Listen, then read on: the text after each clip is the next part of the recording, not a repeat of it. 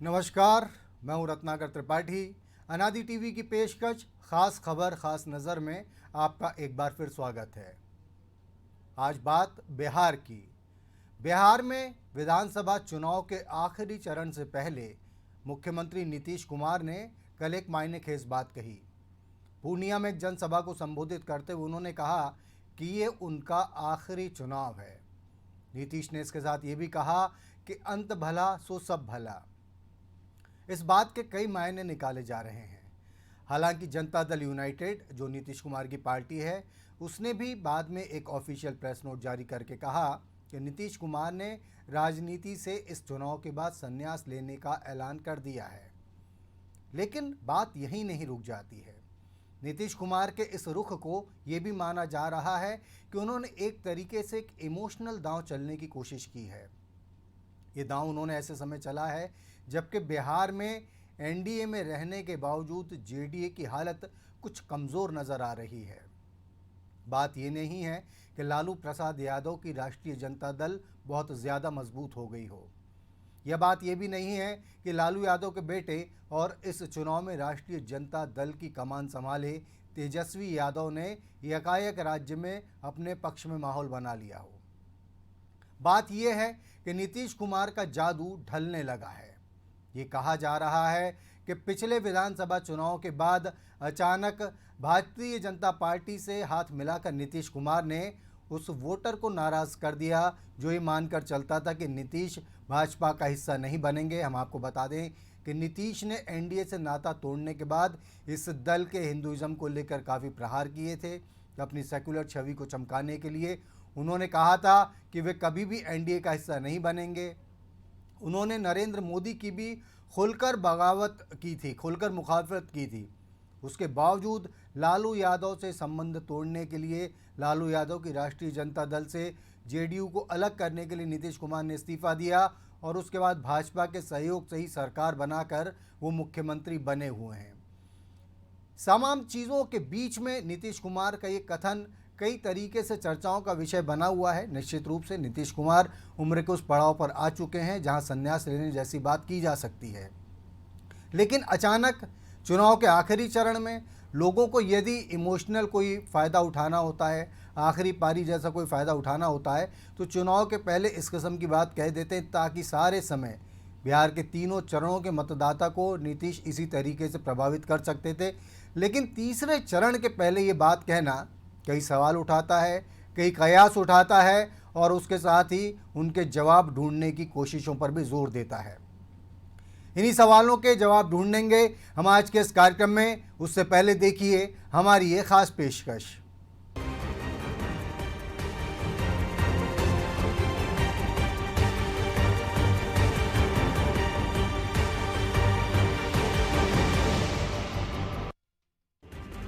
बिहार के मुख्यमंत्री नीतीश कुमार के लिए कहा जाता रहा है कि वो हवा का रुख बहुत पहले भांप लेते हैं। उन्हें तो उन राजनीतिज्ञों में गिना जाता रहा है जो उड़ती चिड़िया के भी पंख गिन लेते हैं। इसीलिए गुरुवार को नीतीश ने जब चुनावी सभा में इमोशनल कार्ड चला तो उसके तुरंत ही मतलब तलाशे जाने लगी और इसमें सबसे बड़ी बात यही निकलकर सामने आई कि शायद नीतीश को इस चुनाव में अपनी स्थिति कमजोर महसूस हो रही है। नीतीश ने कहा कि ये उनका आखिरी चुनाव है और साथ ही ये भी बोल गए कि अंत भला तो सब भला। जान लीजिए, आज चुनाव का आखिरी दिन है, अब परसों चुनाव है और ये मेरा अंतिम चुनाव है। अंत भला तो सब भला। अब आप बताइए, वोट दीजिएगा ना इनको? हाथ उठा के बताइए। तो ये किसके भले अंत की बात है? नीतीश ने अपने सियासी हित के लिए किसी भी अंत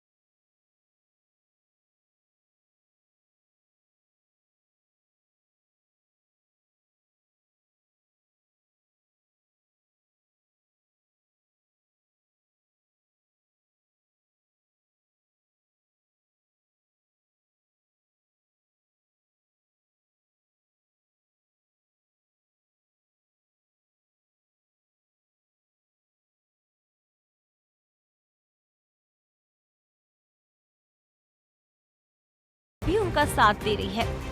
बिहार में शराबबंदी के चलते महिला वोटर्स का उन्हें समर्थन मिलेगा।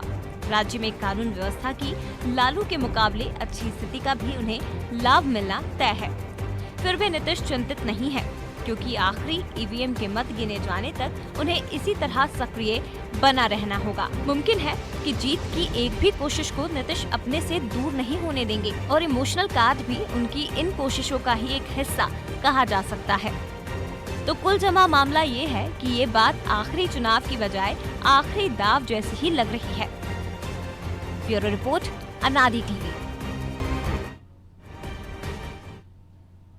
तो जैसा कि हमने आपको बताया, जनता दल यूनाइटेड ने भी कल एक ऑफिशियल प्रेस रिलीज जारी की और जिसमें कहा गया कि नीतीश ने संन्यास लेने की घोषणा कर दी है। नीतीश कुमार 2005 से बिहार के मुख्यमंत्री हैं। तमाम प्रतिकूल परिस्थितियों के बावजूद उन्होंने अपने विरोधियों को अपने ऊपर कभी हावी होने नहीं दिया।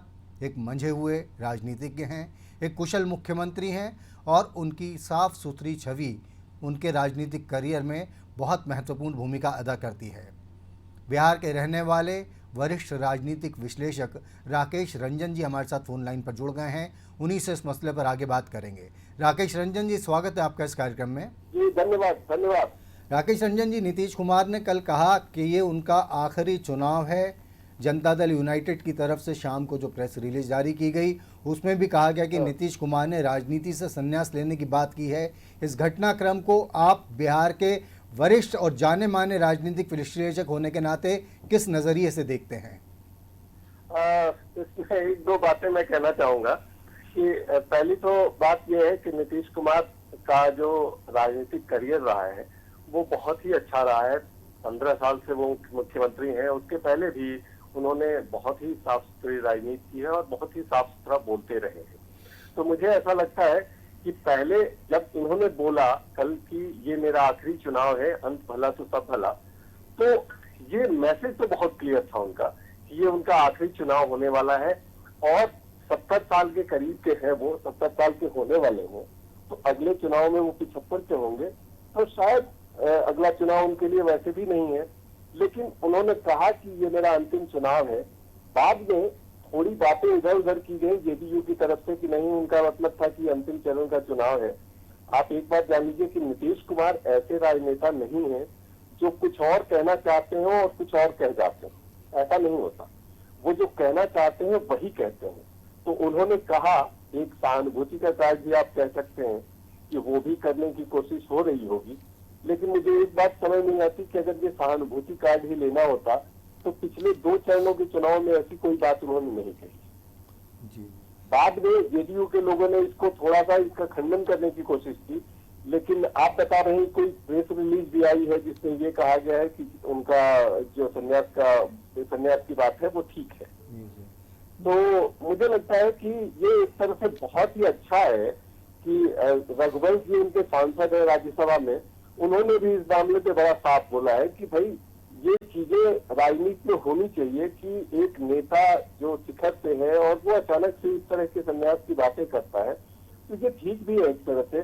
लेकिन हमें इंतजार करना पड़ेगा चुनाव के परिणामों तक और फिर आगे की जो बातें होती हैं उसमें क्या होता है। जी जी, राकेश रंजन जी, यहाँ एक सवाल स्वाभाविक रूप से उठता है कि यदि नीतीश कुमार ने कह दिया है तो जनता दल में और जो अभी अगर वो जीत जाते हैं फिर से, तो सत्तारूढ़ दल में नीतीश कुमार के बाद किस चेहरे को देखा जा सकता है उनके संन्यास के तौर पर? अगर आप किसी से बिहार की राजनीति जानने वाले से पूछिए कि नीतीश कुमार के बाद उनकी पार्टी में कौन है, तो संभवतः लोग सबसे अधिक नाम लेंगे आरसीपी सिंह का। लेकिन जनता दल यूनाइटेड जैसी पार्टी है, जॉर्ज ने इस पार्टी को खड़ा किया, फिर नीतीश कुमार आए, कुछ दिनों तक शरद यादव थे। लेकिन पिछले 10 सालों में ऐसा लगता है कि इस पार्टी में सिर्फ एक ही नेता है और वह है नीतीश कुमार। दूसरी पंक्ति की का कोई नेतृत्व है जदयू में, ऐसा मुझे तो नहीं लगता।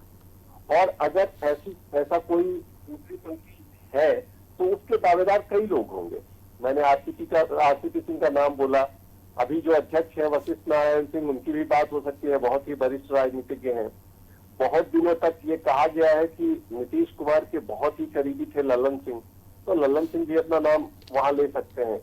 आप 6 महीने 1 साल पहले की बात करिए तो कहा जा रहा था कि प्रशांत किशोर नंबर 2 होने वाले हैं। आज प्रशांत किशोर का पार्टी में कोई जगह ही नहीं है, वो पार्टी में है ही नहीं। तो ये बड़ा ही कठिन सा प्रश्न होगा कि नीतीश कुमार की पार्टी के बारे में एक पॉजिटिव बात ये भी है कि ये एक पार्टी ऐसी है जिसमें किसी तरह का कोई वंशवाद नहीं है कि नीतीश के परिवार का कोई आएगा या उनका बेटा आएगा, जैसा कि राजद में या लोजपा में हो रहा है, वैसा नहीं है। तो यहाँ वास्तव में एक लोकतांत्रिक नेतृत्व, नया लोकतांत्रिक तरीके से एक नया नेतृत्व निकलना होगा, तो ही इस पार्टी को आगे बढ़ाया जा सकेगा। क्योंकि नीतीश कुमार अगर नहीं होंगे, राजनीति में नहीं होंगे, तो फिर सेकंड लाइन ऑफ लीडरशिप जो है वो तो कहीं ना कहीं से निकालनी ही होगी। तो यही 2-4 नाम मुझे दिखते हैं। राकेश रंजन आगे हाँ, एक बात और इसमें ऐड कर दूं जी कि चाहे जो भी नेता होगा उसको नीतीश का पूरा वरदान होगा, उसको पूरा आशीर्वाद होगा, वही जदयू का नेता बन पाएगा। जी जी राकेश रंजन जी, आपने कुछ नाम भी गिनाए संभावनाओं के आधार पर, आरपी सिंह, वशिष्ठ नारायण सिंह, लल्लन सिंह, लेकिन यहाँ एक सवाल ये उठता है कि आपने बहुत महत्वपूर्ण बात ये भी कही कि बीते 10 साल में ऐसा लगने लगा कि जेडीयू में यदि कोई नेता है तो नीतीश कुमार है। तो क्या नीतीश कुमार ने ही सेकंड लीडरशिप पनपने नहीं दी, या उनका ऑरा इतना ज़बरदस्त है कि और कोई अपने आप को उनके बराबर ला ही नहीं पाए अब तक? बिल्कुल, ये बात ठीक है कि कहीं ना कहीं इस बात के लिए नीतीश कुमार को ही दोष दिया जाएगा कि भाई आप अपनी पार्टी में दूसरी पंक्ति का नेतृत्व नहीं पैदा होने दिए, आपने उसको नहीं आने दिया। आप पीछे भी थोड़ा जाके देखेंगे तो इनके नेता जॉर्ज थे, जॉर्ज के साथ भी 2009 के चुनाव में बड़ा ही अजीब सा सलूक हुआ कि उनको अलग से चुनाव लड़ना पड़ा, वो निर्दलीय लड़े। तो इस तरह की चीजें रही हैं। शरद यादव से भी इनका टकराव हुआ, शरद यादव भी पार्टी में नहीं रहे।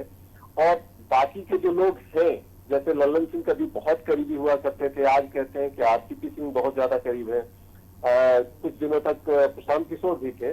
तो सेकंड लाइन ऑफ लीडरशिप पैदा करना भी नेतृत्व का एक काम होता है कि आप अपनी पार्टी में एक दूसरी पंक्ति को आने दें।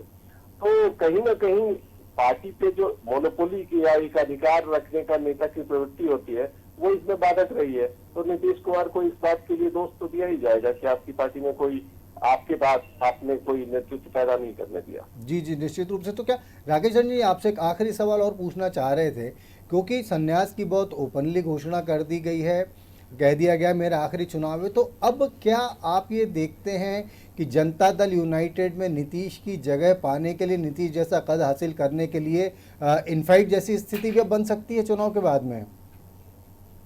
अब ये बहुत स्पष्ट नहीं है कि उनका ये आखिरी चुनाव है, तो क्या आखिरी चुनाव में वो चुनाव के बाद अगर एनडीए को बहुमत मिलता है तो क्या नीतीश कुमार मुख्यमंत्री बनेंगे?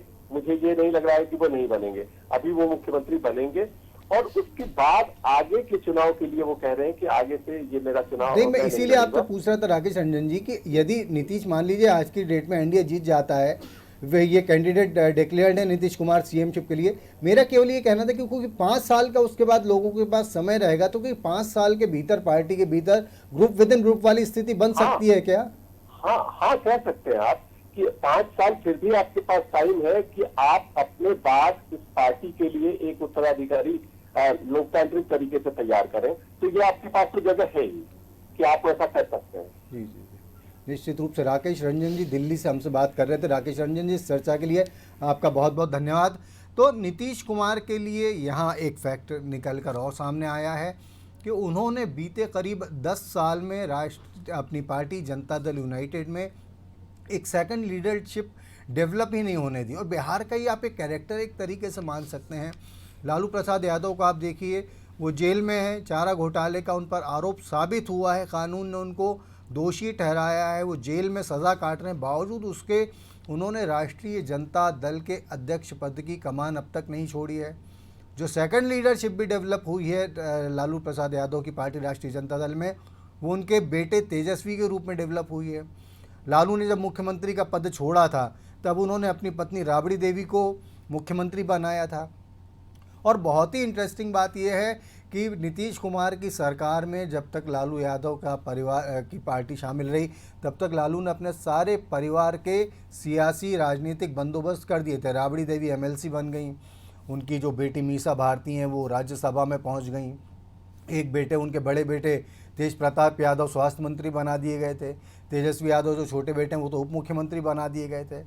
तो ये सारी चीज़ें बिहार में जिस तरीके से, एक बात बहुत अलग करती है नीतीश को लालू से, कि नीतीश परिवारवाद में नहीं गए। उनके बेटे आज भी अपने काम से काम रखते हैं, पर राजनीतिक गतिविधि में पिता के कद का फ़ायदा लेने में उनका कभी किसी भी तरीके का कोई नाम सामने नहीं आया। तो ये अपने आप में बड़ी बात है। लेकिन बड़ी बात तो ये भी है कि नीतीश कुमार ने यदि संन्यास की बात कही है तो क्या वो इस चीज़ के लिए तैयार हैं कि अगर उनकी पार्टी जीत जाती है, यदि वो फिर से मुख्यमंत्री बन जाते हैं, तो अगले 5 साल में बाकी चीज़ों के साथ साथ वो पार्टी में एक सेकंड लीडरशिप भी डेवलप करेंगे। शरद यादव माफ़ कीजिए, इसके लिए एक बहुत मुफीद नाम हो सकते थे। शरद यादव भी अपने असूलों को लेकर आगे बढ़ने वाले व्यक्ति हैं। उन्होंने अपने सिद्धांतों से समझौता नहीं किया है। ईमानदार छवि के धनी हैं वो भी। हो सकता था कि वो आगे बढ़ जाते, लेकिन नीतीश कुमार से मतभेदों के चलते शरद यादव पहले इस पार्टी से अलग हो चुके हैं। बाकी के नामों में आरपीसी सिंह हैं जो कि सांसद हैं इस पार्टी से, वशिष्ठ नारायण सिंह हैं, और ललन सिंह जी का भी नाम लिया जाता है। पटना से वरिष्ठ पत्रकार, बिहार के मामलों के जानकार, वरिष्ठ राजनीतिक विश्लेषक लव कुमार मिश्रा जी भी हमारे साथ फ़ोन लाइन पर जुड़ गए हैं। आइए लव कुमार मिश्रा जी से भी बात करते हैं। मिश्रा जी, स्वागत है आपका कार्यक्रम में। मिश्रा जी, आवाज़ पहुंच रही है आप तक मेरी? हाँ बिल्कुल, आवाज़ आ रही है। मिश्रा जी, ये जो कल नीतीश कुमार ने सभा में कहा कि मेरा आखिरी चुनाव है, उसके बाद हमको वो आप ही के सहयोग से वो जेडीयू का ऑफिशियल लेटर भी मिला जिसमें से संन्यास कहा गया है। तो ये जो सारी चीज़ें, एक बात सबसे पहली तो आपसे ये समझना चाहेंगे कि ये मेरा आखिरी चुनाव है और जेडीयू का ये कहना कि ये संन्यास है, इन दोनों के बीच में क्या कोई डिफरेंस नज़र आता है क्या? नहीं, कोई डिफरेंस नहीं है। Janata Dal you office, actually वो जो प्रेस नोट आता है डेली शाम में, मुख्यमंत्री जी जितने रैली करते हैं उसका प्रतिदिन का रिपोर्ट हर एक अखबार वालों को, चैनल वालों को भेजा जाता है आधिकारिक तौर से। तो कल जो आया हिंदी और अंग्रेजी में लिखा हुआ एंड ऑफ पॉलिटिकल कैरियर, और हिंदी में संन्यास वर्ड शुरू में ही है, मेरे ख्याल से ओपनिंग पैरा में ही है। जी हाँ, ओपनिंग पैरा में ही है बिल्कुल। हाँ, मुख्यमंत्री का या जनता दल यू के राष्ट्रीय अध्यक्ष का जो भी प्रेस नोट आएगा उनके नाम से, कोई क्लर्क किरानी तो भेजेगा नहीं, कोई बड़े लेवल पे अप्रूव हुआ होगा तभी भेजा गया होगा। बिना मुख्यमंत्री के संतुष्टि से नहीं भेजा जाता है। और जब पटना लैंड कर गए थे उसके बाद का है वो भेजा हुआ, इसका मतलब विचार विमर्श करके भेजा गया, आधिकारिक है वो। जी जी जी। और अभी तक तो मुख्यमंत्री के सचिवालय से न जनता दल यू के राष्ट्रीय अध्यक्ष की तरफ से इसका कंट्रडिक्शन किया गया है कि मैंने संन्यास नहीं किया। जनता दल लव कुमार जी, आपकी आवाज़ साफ नहीं आ पा रही है, हम आपसे फिर से संपर्क की कोशिश करते हैं। लव कुमार जी से हम फिर से संपर्क की कोशिश कर रहे हैं। उन्होंने एक महत्वपूर्ण बात ये बताई है कि इस जो press note Janata Dal United की तरफ से आया था, ये एक्चुअली मुख्यमंत्री सेक्रेटेरिएट की तरफ से माना जाता है। चूँकि बिहार में आचार संहिता लगी हुई है, इसलिए सेक्रेटेरिएट की बजाय उसको जनता दल यूनाइटेड के ऑफिशियल लेटर की तरफ से जारी किया गया है। और अब तक इसके किसी भी तरीके से, किसी भी स्वरूप में खंडन जैसी कोई बात नहीं है। और लव कुमार मिश्रा जी ने एक बात और महत्वपूर्ण कही, उन्होंने कहा कि भैया कोई क्लर्क तो जारी करेगा नहीं, कोई जिम्मेदार आदमी नहीं किया होगा। लव कुमार मिश्रा जी फिर हमारे साथ फोन लाइन पे जुड़ गए हैं। मिश्रा जी, कृपया जारी रखें आप अपनी बात। देखिए, मॉडल कोड ऑफ कंडक्ट है, इसलिए कहीं भी मुख्यमंत्री सचिवालय को लिख कर नहीं आएगा, वो आएगा जनता दल यू मुख्यालय की तरफ से। लेकिन सारा काम का सीएम सेक्रेटरीट में होता है। ये परंपरा सभी राज्यों में है कि जब तक वो कोड ऑफ कंडक्ट है सीएम ऑफिस का यूज नहीं होगा। ये आधिकारिक बयान है, उसको माना जाना चाहिए। मान लीजिए अगर हिंदी में संन्यास है तो अंग्रेजी में एंड ऑफ पॉलिटिकल कैरियर नहीं रहता। जी जी जी, निश्चित कहीं कोई कंफ्यूजन की गुंजाइश नहीं है। लेकिन मिश्रा जी, एक कंफ्यूजन तो भी रह जाता है मिश्रा जी, यदि कोई व्यक्ति अपने राजनीतिक जीवन की आखिरी पारी खेलने जा रहा हो तो विधानसभा चुनाव के तीसरे और आखिरी चरण में इसकी घोषणा क्यों करेगा? ऐसा तो शुरू में कर देते हैं ताकि और ज्यादा लोगों की सहानुभूति मिलेगी। नहीं, कल जहाँ चुनाव होने जा रहा है वो 78 जगहों पे है, 16 जिला में है। और ये जो सारा जो बेल्ट है वो सीमांचल का ज्यादा है, किशनगंज, अररिया है, पूर्णिया है, कटिहार है। ये इसमें जो मुस्लिम पॉपुलेशन का कंपोजिशन है किशनगंज में तो अब तो 70% है, 60% है मुस्लिम कंपोजिशन। सुपौल हुआ, सहरसा हुआ, मधेपुरा हुआ, ये इसको बोलते हैं यादव होल्ड। कहावत भी है उस एरिया में कि रोम पोप का और यादव, ये गोप का मधेपुरा, जहाँ से शरद यादव, पप्पू यादव और ये लालू यादव भी चुने गए थे। ये सारा जो उनका इमोशनल ब्लैकमेल का है, इन्हीं वोटर्स को ख्याल करके रखा गया होगा। मुख्यमंत्री, उनके पास 10 तरह का पार्टी का भी इंटेलिजेंस रिपोर्ट आता होगा, सरकारी तौर से भी आता होगा कि इन एरियाज में नाजुक है थोड़ी स्थिति, इस तरह का अपील करने से कि इमोशनली लोग शायद अट्रैक्ट हो जाएं।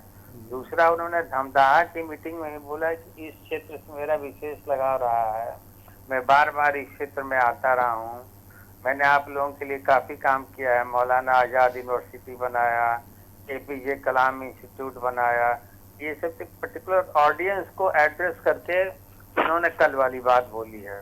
जी जी जी।